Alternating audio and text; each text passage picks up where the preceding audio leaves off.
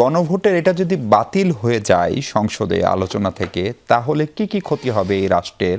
এবং সেটি জুলাই গণ অভ্যুত্থান যেটাকে আমরা বলি, ওই সময়ের আন্দোলন, 1400+ মানুষের মৃত্যু, তার সঙ্গে প্রতারণার সামিল, সেটা জামাত, এনসিপি বা বিরোধী দলের পক্ষ থেকে বলছে, অপরপক্ষে বিএনপি বলছে এটা হচ্ছে এক ধরনের প্রতারণা। ফ্যাক্টটা আসলে কি? আমরা জানি যে এমপি সাহেবরা তাদের একটা বাইন্ডিংসের ভেতর থেকেই কথা বলেন, দুই এমপি নিশ্চয়ই বলবেন, ফলে আপনি একটা নির্মোহ কোনো বিশ্লেষণ করবেন কিনা? দেখুন, এই আলাপটা তো এখন সবচাইতে বেশি আলোচিত একটা বিষয় সারা দেশের জন্য। এবং মজার ব্যাপার হচ্ছে, আমরা একটা কোড অফ কন্ডাক্ট আমাদেরকে মেনে চলতে হয় পেশাজীবী হিসেবে। আদালতে যখন মামলা চলে সেটা নিয়ে দেখবেন যে পাবলিক ডিবেটের সুযোগ খুব কম থাকে। আমরা সাবজুডিস ম্যাটার বলে সেটাকে এড়িয়ে চলার চেষ্টা করি, এবং যাতে কোর্ট যাতে প্রভাবিত না হয়। এনে দুই এমপির মাঝখানে আমি বসেছি, এখন ওনারাই হচ্ছে মূল প্লেয়ার এটার, ওনারাই আসলে সিদ্ধান্তগুলো নেওয়ার মালিক। ওনারাই এখন যেহেতু জনগণের ম্যান্ডেট নিয়ে ওনারাই সংসদে গেছেন, সংসদ থেকে ওনারা আবার রাজপথে আসতে চাইছেন, সেটাও আমার কাছে বোধগম্য হচ্ছে না। এখানেও সেলফ কন্ট্রাডিক্টরি বেশ কিছু বিষয় আছে। এখন এই আলোচনাটার এই নোক্তাটা দিয়ে রাখলাম এই কারণে, এটা কোনোভাবেই আসলে সংসদকে প্রভাবিত করার কোনো জায়গায় যাতে না যায় আর কি।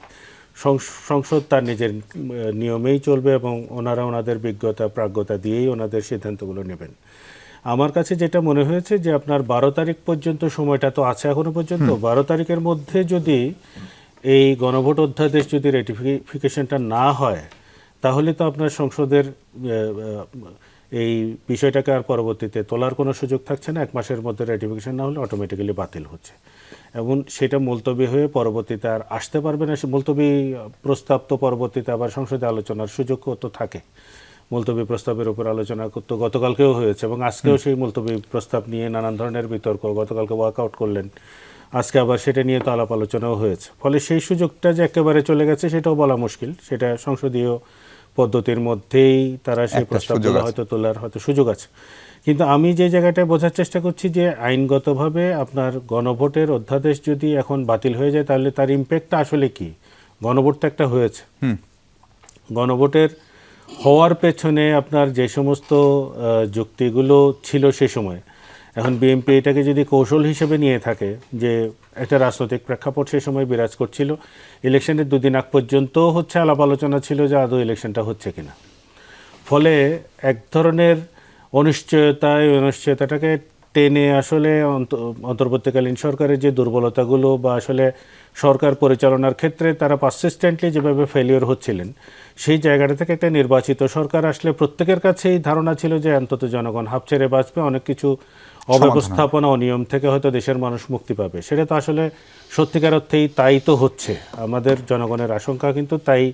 আমরা দেখলাম যে নির্বাচিত সরকার আসার পরে তো অনেকগুলো নিয়মের আমরা অটোমেটিক্যালি দেখছি যে বন্ধ হয়েছে। এটা যে সরকারকে আলাদা করে উদ্যোগ নিতে হয়েছে তা না। একটা সিস্টেমের মধ্যে পড়ে গেলে যেটা হয়, সিস্টেম অটোমেটিক্যালি কিন্তু ব্যারিয়ার হিসেবে কাজ করে অনেকগুলো নিয়মের প্রতিবন্ধক হিসেবে কাজ করার জন্য।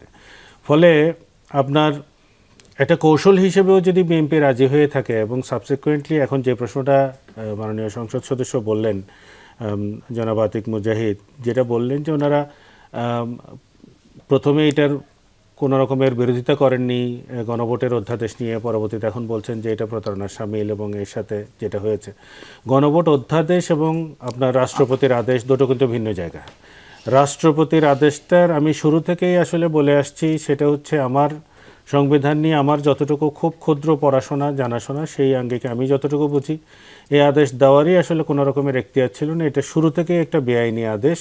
রাষ্ট্রপতির এই আদেশ মেনে আসলে কোনো কিছু হওয়ারই কোনো সুযোগ ছিল না। এখন রাজনৈতিকভাবে আলাপ একরকম, আর আমি আইনের একজন শিক্ষার্থী হিসেবে আমার আলাপটা হচ্ছে ভিন্ন জায়গায়। আমার আসলে এই বইটা যতক্ষণ পর্যন্ত আছে এর বাইরে যাওয়ার কোনো সুযোগ নেই। ওনারা যদি সংসদে নতুন কিছু নিয়ে আসেন, তখন আমি সেটার উপরে আলোচনা করতে বাধ্য হব। আমাদের অন্য কোনো নিজস্ব মতামতের এখানে সুযোগ কম। এই একটা অবৈধ রাষ্ট্রপতির আদেশের উপরে যখন আপনি গণভোট করলেন, সেই গণভোটের প্রশ্ন ছিল 4টি, তার মধ্যে সিদ্ধান্ত হচ্ছে 30টি। বাংলাদেশের মানুষজন আমার কাছে এখনও পর্যন্ত মনে হয় না যে এই 30টি সিদ্ধান্ত দেওয়ার জন্যই তারা গণভোট দিয়েছে, জেনে বুঝে দিয়েছে, সেটা মনে হয় না। এখন গণভোটের ব্যাপারটা যদি আসলে বাতিল হয়ে যায়, তাহলে গণভোটকে আবার করার মতো কোনো সুযোগ আছে কিনা? সংসদে ওনারা আলাপ আলোচনা করে যদি সিদ্ধান্ত নেন যে না, ওনারা রিফর্মের কথা বলছেন, শব্দগুলোর মধ্যে এক ধরনের সাধারণ মানুষের মধ্যে কনফিউশন তৈরি হচ্ছে। যেমন ধরেন, আপনার নির্বাচিত সংসদ আসলে কি করতে পারে? একটি বিদ্যমান সংসদের আসলে সংশোধনই করতে পারে, এর বাইরে কোনো কিছু করতে পারে না। নতুন করে সংবিধান আপনি প্রণয়ন করতে গেলে আপনাকে অবশ্যই গণপরিষদের জায়গায় যেতে হবে। সেটা এখন ওনারা বলছেন কিন্তু রিফর্ম, এই রিফর্মটা হচ্ছে সংবিধান নতুন করে প্রণয়ন আর সংশোধনী দুইটার মাঝখানে একটা বিষয়, যেটা কিভাবে করবেন, কিভাবে পথ বের করবেন সেটা ওনাদেরকে সংসদে বসে বের করতে হবে। এই সমাধান আসলে রাজপথে না, এই সমাধান আসলে করতে হবে ওনাদেরকে সংসদে, পার্লামেন্টে।